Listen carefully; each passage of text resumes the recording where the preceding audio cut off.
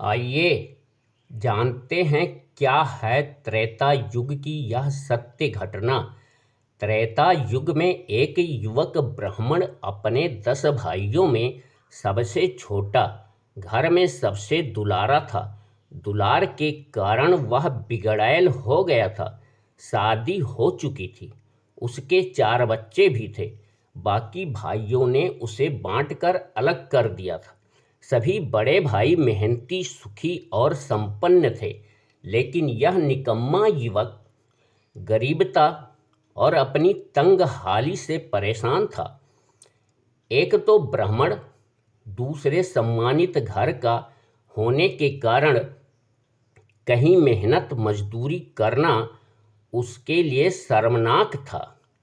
घर का खर्च कैसे चले, तो अपनी बस्ती से बाहर दूर एक रास्ते के किनारे पेड़ों के झुरमुट में हाथ में कटार लेकर सायंकाल छिपकर बैठ जाता था।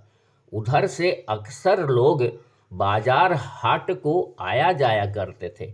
जब अंधेरा हो जाता था तो यह युवक उनको डरवा धमका कर लूट लिया करता था। इस प्रकार अपने परिवार का भरण पोषण करता था। इस युवक का नाम रत्नाकर था। इसका घर गंगा किनारे कहीं इलाहाबाद और बांदा मार्ग पर ही था। उसकी माता का नाम चरसड़ी और पिता का नाम प्रचेता था। प्रचेता कश्यप और अदिति के पुत्र थे। इस प्रकार यह युवक ब्रह्मा जी का परपौत्र हुआ, क्योंकि कश्यप ब्रह्मा जी के पुत्र थे। इस बिगड़ैल लड़के को सुधारने के लिए ब्रह्मा जी बहुत चिंतित हुए। ब्रह्मा जी की प्रेरणा से उसी रास्ते पर एक दिन देवऋषि नारद सप्त ऋषियों के साथ आ रहे थे, तो इस युवक ने ललकार कर उन्हें रोका, तो वह रुक गए। युवक ने पास आकर कहा, तुम लोग जो कुछ लिए हो वह मुझे दे दो। इन ऋषियों ने कहा, हम भी यही चाहते हैं।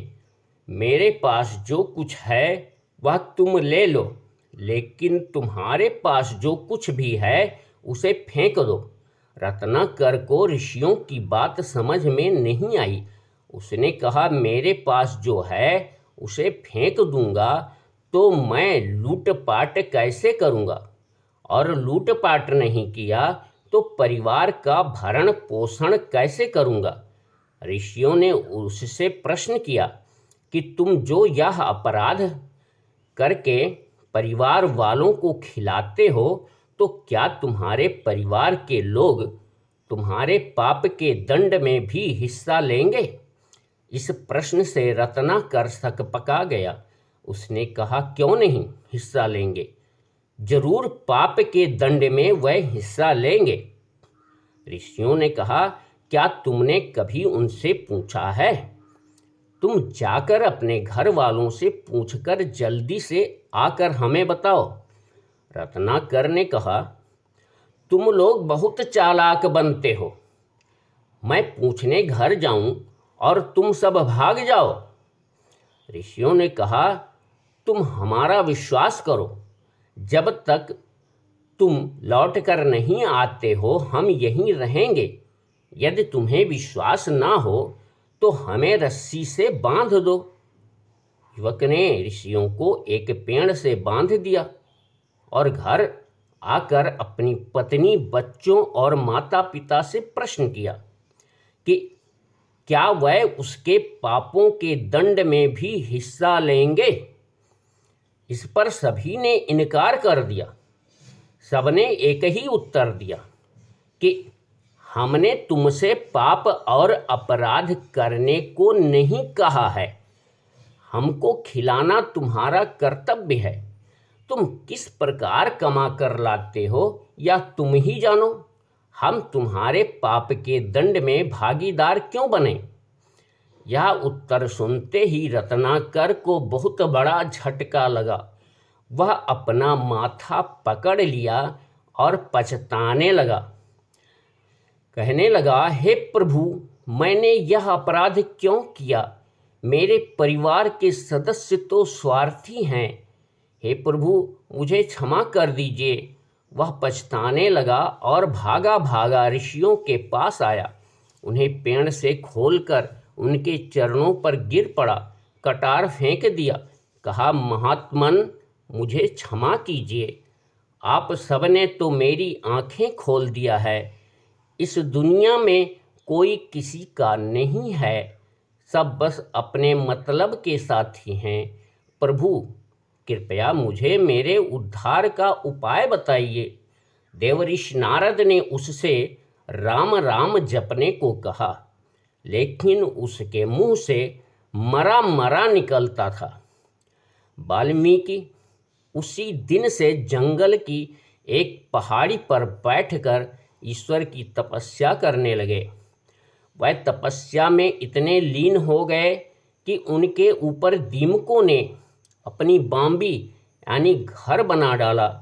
बहुत दिनों की तपस्या के बाद भगवान शंकर ने उन्हें दर्शन दिया। दीमकों की बांबी से निकलने के कारण इनका नाम वाल्मीकि पड़ा। एक दिन तमसा नदी के तट पर वह स्नान करने जा रहे थे, तभी किसी शिकारी ने काम क्रीड़ा कर रहे क्रौच पक्षी के जोड़े में से एक को मार डाला।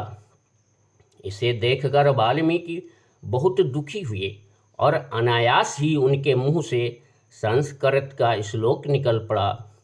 मां निषाद प्रतिष्ठाम त्वं गमः शाश्वती समाह यत क्रौच मिथुनादेकम वधि काम मोहितम। हे दुष्ट, तुमने प्रेम में मग्न क्रौच पक्षी को मारा है। जा, तुझे कभी भी प्रतिष्ठा की प्राप्ति नहीं हो पाएगी और तुझे भी वियोग झेलना पड़ेगा। संस्कृत भाषा के ये पहले कवि हैं। इन्होंने रामायण की रचना कर डाली। रामायण विभिन्न भाषाओं में अनेक विद्वानों ने लिखी है, लेकिन उन सब में वाल्मीकि रामायण सबसे अधिक प्रामाणिक मानी जाती है।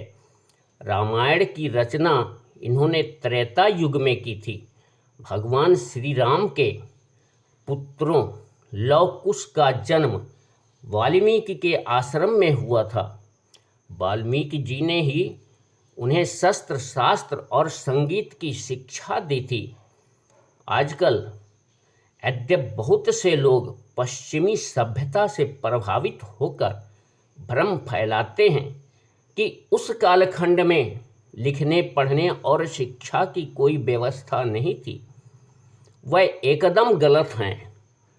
उस समय लोग भोजपत्रों पर तत्कालीन भाषा में लिखते पढ़ते थे।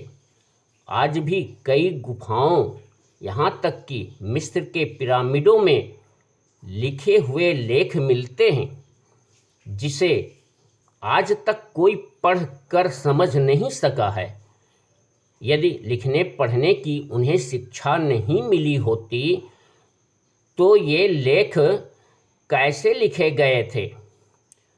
त्रेता युग में संस्कृत भाषा का विकास हो चुका था, इसलिए रामायण संस्कृत में लिखी गई। वेदों का लेखन तो बहुत बाद में द्वापर युग में हुआ था। तो कहानी सुनने के लिए आप सबको धन्यवाद है। कहानी में जो कमियां लगी हों कमेंट में लिख दीजिए। धन्यवाद।